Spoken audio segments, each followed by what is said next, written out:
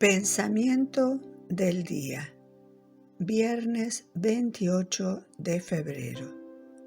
Escuchar. Hacerse uno.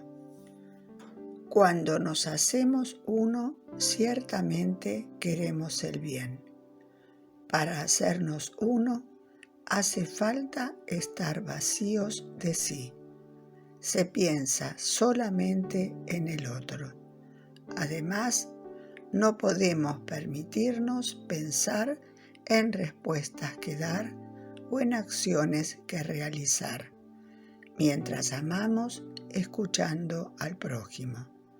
Todo lo contrario, debemos hacer el vacío completo en nosotros para asumir todas las cargas del otro, sus problemas, sus necesidades, exactamente como hizo Jesús.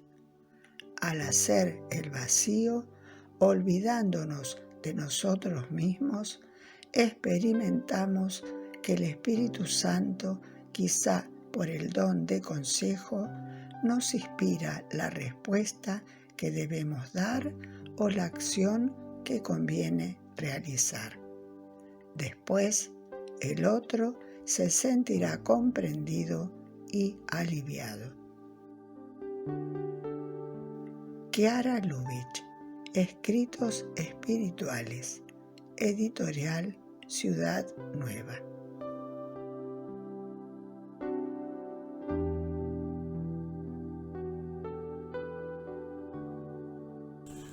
Palabra de vida, febrero de 2025. Examínenlo todo y quédense con lo bueno.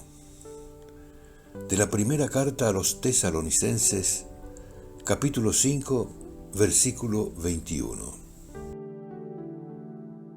El pensamiento del día es un material de difusión que realizamos personas de buena voluntad que contribuimos con nuestro servicio a lograrlo.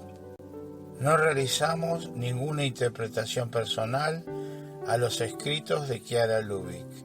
Solo lo difundimos lo más fiel posible.